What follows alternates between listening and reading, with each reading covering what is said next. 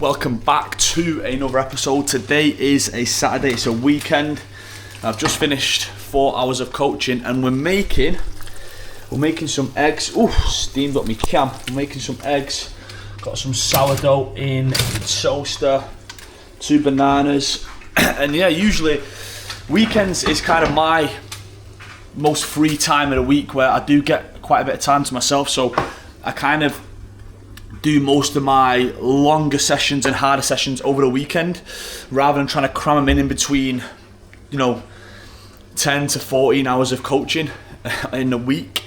But my body is feeling it massively, so today is just a zone 2.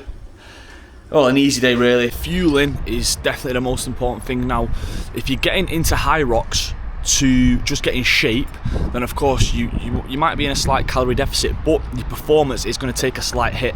Now, if you're someone that's doing high rocks purely to get the best possible time that you can get, I would advise everyone to take timing of carbohydrates seriously. Take timing of carbohydrates seriously, and to obviously consider nutrition, because it's a massive thing when it comes to performance. Now, for me, it's the most important thing. So things like gels throughout a race, I'll have 3 gels throughout the race. 1 on the start line, 1 running to the sled pull, and then 1 running to the farmer carries. And that allows me to tick over throughout the race. And same with training. So again, just an example, today I've got 90 minutes worth of zone 2 work, kind of steady work. Now, these are my favourite gels, the beetroot, the beet gels, 30 grams of carb per gel. I find that they digest very easily, and I'll have both of these throughout this 90-minute session today. These days of training tend to be the most boring for me. Few reasons. Most of the time I'm doing them by myself. I can't listen to anything whilst I'm swimming, so no music, no podcasts. And yeah, it doesn't really challenge me that much, but I know they're very important. They're the boring things that need to be done. But yeah, I kind of get through the long runs and the long bike sessions with a podcast or with some music, on the phone to somebody, speaking about pretty much anything just to get through it, because it can be boring. It is a bright day though, Jesus. But yeah, on the cards, 45-minute bike, 45-minute swim. Doing my best to stay in zone 1 and 2. Sometimes it doesn't happen. Sometimes I'm feeling very fatigued, but I mix it up between 60 and 90 minutes of this kind of work on my easier days, and I determine it off how I'm feeling. So I'm not feeling too bad today, so I am going to go for the full 90.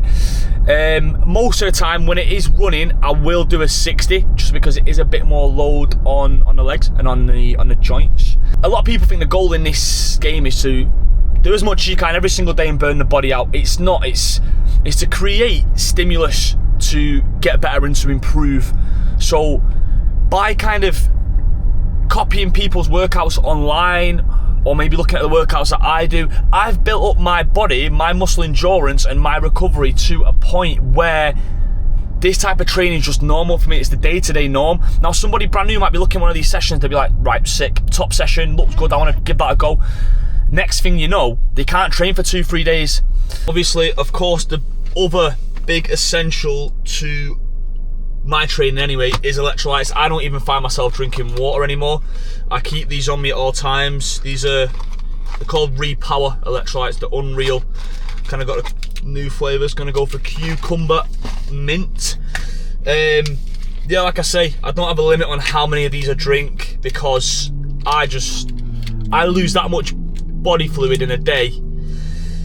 It's just silly.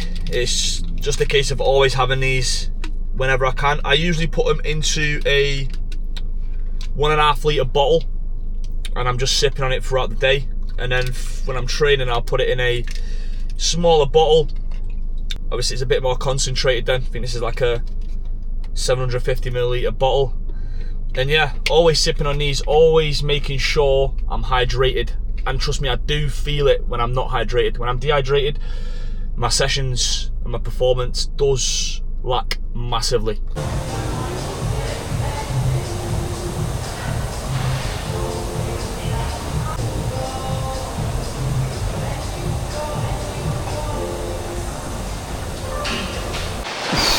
and that is the bike done. Time for a swim. This is the worst bit. This is the most boring part of the week. No music, nothing to listen to, but it's got to be done.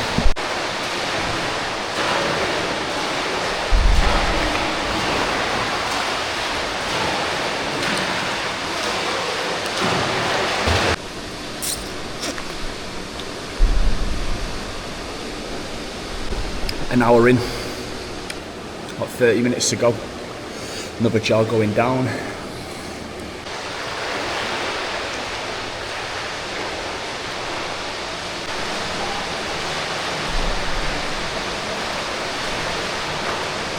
It's 8:30 in the morning, never ideal, getting no sleep.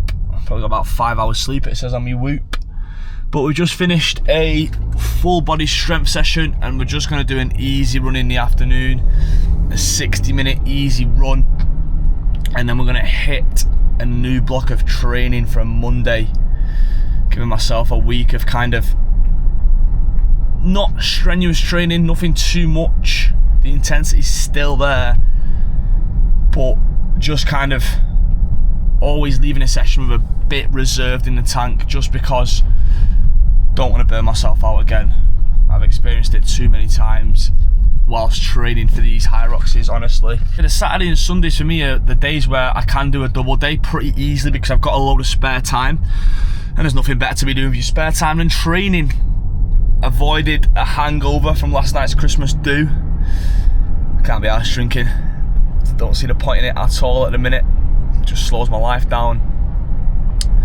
But that's kind of my story of my life, fitting in training around, obviously around my PTs, around my coaching sessions, because Monday to Friday I can do anywhere from 10 to 14 sessions, so 10 to 14 hours of work, and honestly fitting in a session around that sometimes can be very difficult due to obviously waking up early, being tired. But there's no excuses, it's got to be done.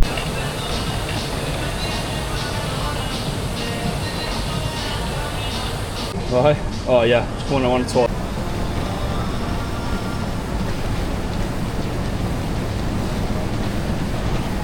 Drop that.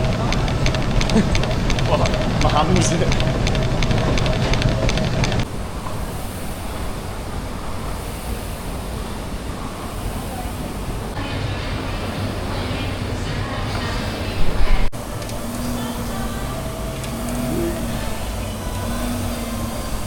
Just picked up my meal preps. We actually got some decent ones this week. Shredded Cajun chicken pasta, Pepe's chicken style burrito. We've got a tuna melt jacket potato and some French toast. There's some carbs. These are unreal. All the macros, calories are always on the front. And yeah, another easy day done. We've hit a full body strength this morning and just finished a 60-minute worth of Zone 2 work. Done a 20-minute run, 20-minute bike, a 10-minute ski and a 10-minute row. Spent 20 minutes in the sauna, just a chilled one instead of pushing it hard. I feel like this past week I've been feeling it massively on my body, my legs especially. So instead of hitting it hard today, just made the sensible decision to still train but just tone it down a notch, and then we get back to it tomorrow. And that is it. 2 kind of easy days back to back, really, allowing the body to recover.